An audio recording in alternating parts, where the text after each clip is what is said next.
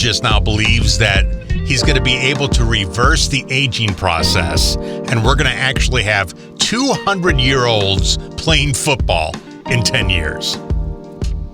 What? That doesn't even make any sense. Okay, so even if he can reverse the aging process, that just means that wherever you are, you're going to stop aging. You're not going to suddenly go back to being like 20, are you? Reverse the aging process. Not stop and hold, but reverse it. There's actually drugs being made right now that can reverse the aging process. Get me this immediately. So my luck is I'm going to die from COVID or something like that the day before this comes out. You know it's going to happen. This is my luck. How are they going to sell these drugs? Is it like you go to your doctor and you go look at these crow's feet and they go, here's some drugs. What age do you want to be? Is it like a time machine? How does it work? I guess they give you like a full syringe and you go back to 20, or a half a syringe and you go back to 30. I don't know. But they say right now the average worldwide age is 71. And he's saying in less than 10 years, they're going to be coming out with this syringe that will reverse your age. But I wonder if it's permanent. Like, so when you go get Botox and they Botox up your head, it's like 3 to 6 months before you got to go do it again. So do they give you a syringe, you turn 20, and then suddenly, like in 3 months, you're 70? You go hook up with somebody. You wake up the next morning and they're like, ah! You go to sleep with them when they're 18 and they wake up and they're 86. Whoa! What's your grandma doing here? Can you imagine where all your money would go, though? It would go to this company. Oh, every dime. And, you know, I look at it now. When he says reverse aging, I can see that. But I don't know if I want to live to 200. Because why not? I know everything hurts now. Yeah. You know, life isn't all that fun right now. I disagree. I think being alive is better than being dead. Right. Because dead is the thing you'll be the most for the most time in your life. So I think you need to be alive as long as you possibly can. So you would stretch it out as long as you can. Yeah. I mean, think about it like this. If I can be alive 200 years, I'm going to be dead for more than 200 years at some point. So I want to be alive for I want to be alive for as many years as I can. You haven't left your apartment since March. Right. It's like a cryo chamber. It's like the reason, I'm sort of preserved You haven't left since March. Why you want to drag this out for another 175 years? I don't understand. To drive you crazy. That's the joy Oh, of my life. my God. You in my life for 200 years. Yep. That's a nightmare.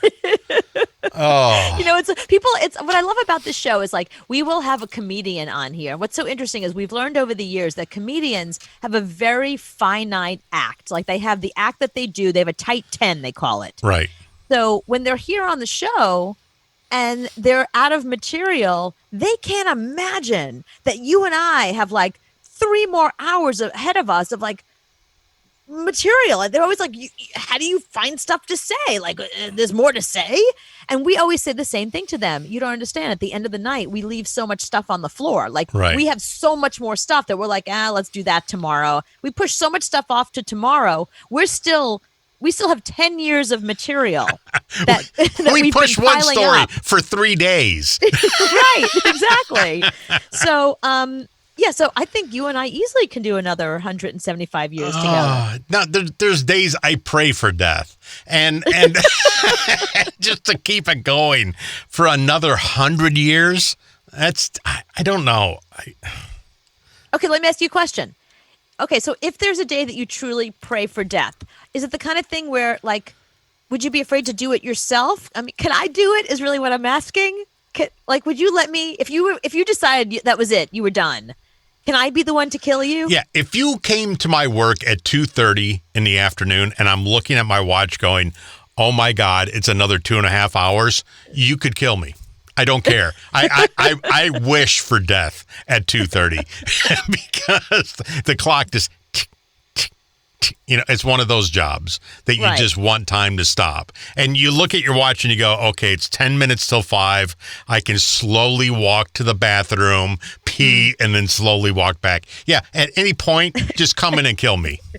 And then you've killed 8 minutes right there, and that's about it. I've killed 8 minutes. You can kill me. That's fine. I don't want, dear God, I don't want another 2 hours of staring at or 200 years staring at my watch going, when is it going to end? It sounds like you don't need me. It sounds like this job is going to kill you. I mean, how many people do that? You're wasting a day. You're just wasting time. I know. It's such a weird structure that we have. It's like you have a finite time on this earth, and the only way to enjoy your life is by working as much as you possibly can. So you can and then eat. Trying to enjoy your life in between while you're working. It's like, whoa, what a crappy idea. Like, who came up with that? Right, just so we can eat and afford a place to have a roof over our heads. We got to sit in a freaking office all day long and wait until the slow death of 5 p.m. And make money for someone else, not even yourself. Not even for me. I've yet to make a dime. So Yeah, I see why people start their own businesses and do their own thing, because they don't. The idea of like spending your life working that hard for somebody else. Oh man. Yeah, sitting in a room with a light over your head, just shining down on you, waiting for emails from people. That's all I do all day long. And watch Maury. But do I want to do that Maury. for another frickin' 200 years? No. I only want to do that for another 20 minutes. I don't want to do it for 200 years. So I don't want this guy to make my life even longer. I don't know. I would do it. I would definitely, women in general, I think every woman who says to me, I don't know why you get Botox. It's like, please, like you wouldn't want it if you can have it. Like, there's a lot of women that just won't do it. They're afraid. I don't pay a lot of money for it because I have a friend who's a dermatologist. I guess if I had to pay for it, I probably wouldn't, because it's quite expensive. So I'm not one of the people that you can really judge about that. But people that do say that they were like, no, I want to age gracefully, and I don't buy it. I'm sorry. You can't tell me you want to age. Nobody wants to be older. Nobody wants to be invisible and ignored in our society. Like, you're treated differently. I remember the first time that I realized I was no longer a young, hot girl. Like, the first time that I did not get like the young, hot girl discount, or I was treated differently by a manager at a restaurant. Somebody didn't I was hold the like, door whoa, for you. I'm just some lady to him. I'm no longer young, hot girl. Like, whoa. Now, the movie you should watch is Death Becomes Her, because that is going to be you and your mom. When this vial comes out, it's going to be you and your mom that live forever, but your nose is going to fall off, and you have to find somebody to put your nose back on because it's 200 years. Good. I'm game. You're fine.